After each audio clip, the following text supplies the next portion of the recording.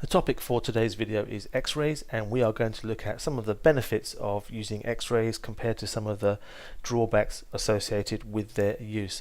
Now, the first thing to probably do is remind ourselves of what X-rays are, and they are part of the electromagnetic spectrum, something that we've studied in a previous video, and they sit between gamma rays and ultraviolet radiation, and they have a certain wavelength associated with them. It's a very short wavelength, and what we can do is just take out that little range of X-rays, and while the wavelength is very short, there is still some level of variation in those X-rays. So we have shorter wavelength and higher frequency X-rays, and we also have some slightly longer wavelength and lower frequency X-rays, but remember that they have all a certain wavelength, and that wavelength is very short, and it's actually round about the width of an atom, or the order of magnitude or order of size of an atom. So here's a rather badly drawn sketch of an atom, but if you look at the wavelength, you can see it's round about the size of this atom, and that's a key point that you need to remember. The second thing is that they cause ionization, and by ionization, we have studied this in a previous video, but by ionization we mean that they can actually knock off electrons from atoms. So if I've got an atom here, here's an electron, these X-rays can actually cause these electrons to be knocked off, and that will ionize this atom. This is a particular problem if the kind of atoms that are ionized are in the DNA, and this can actually lead to cancer. It's actually quite interesting to note that X-rays can actually be used in the treatment of cancer as well, a bit like gamma rays, but they can also cause cancer as well. The next point is that they affect photographic film in the same way light does, and we'll look at that in more detail in a moment. And the last point to remember is that they are absorbed by metal and bone, and we're going to look at these last 2 points and see how they're actually used in terms of looking for potentially broken bones that people might have managed to get. Now here is just an example of the use. Here is our arm that has a suspected breakage, and behind the arm is some photographic film, and the photographic film starts off as being white, but anytime it's hit by an X-ray it will go black. So if X-rays are fired at this arm, everything that is turned or is hit by the X-ray will turn black. The parts that are not reached by the X-rays stay white, and the reason the X-ray might not reach the film is because bone is in the way, and as we said, the bone can absorb the X-rays. So if we were to see what the result would look like afterwards, here we go, that's what it might look like. Let's just remove the arm as well. You can see there that the X-rays have very clearly hit all this area that's turned black, but the parts that have absorbed the X-rays have stayed white, and this then gives us an image that we can use to look at, and we can see in fact this arm does have a breakage right there. It can be used similarly with looking at teeth. So here is an X-ray of some teeth. The white areas is where the X-rays have been absorbed by the teeth and some of the firmer tissue in the gums, but you can see this person here actually has a bit of a cavity in this area here, and the dentist can actually then use this image to decide on the correct treatment.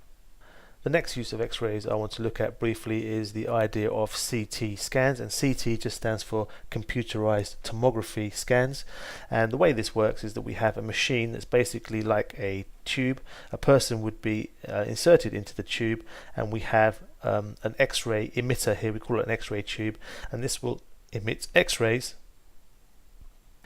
in this direction, and what we can do is we can actually rotate this whole tube like so it will emit the X-rays towards the person in all directions in the full 360 degree turn. Now if we have our person here in the middle, you can imagine that if this X-ray tube goes all the way around, it will take an image from every direction, and what we can do next is connect it to something that we call a charge coupled device, and this basically converts the X-rays into light so that we can produce a digital image on a screen of what we see. Now the great advantage of using CT scans is that it can produce a much more detailed image. It can produce a 3D image of an organ, and it also can distinguish between softer and harder tissue, so you can actually see the difference between those two types of tissue. Now, with both of these types of uses for X-rays, there are some safety issues. So what we have to take into consideration is that if X-rays are given to somebody on a regular basis, as we said, the ionization can cause a problem and it can lead to cancer. So there's a couple of safety points that we have to put into place. The first one is the use of lead shielding. Lead is a good absorber of X-rays.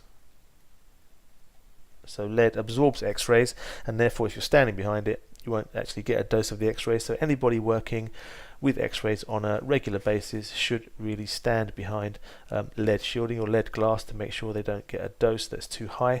The second way in which people are protected is by using what we call film badges, and this is basically a badge.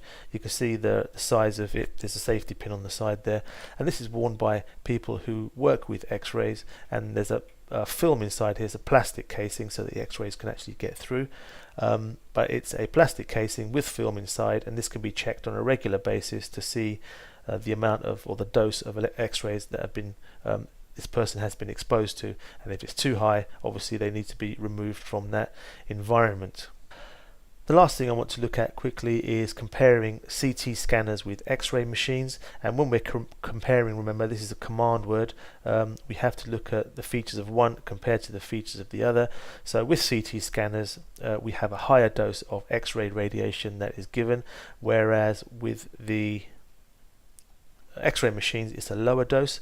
CT scanners can produce a 3D image, on the other hand X-ray machines produce a 2D image.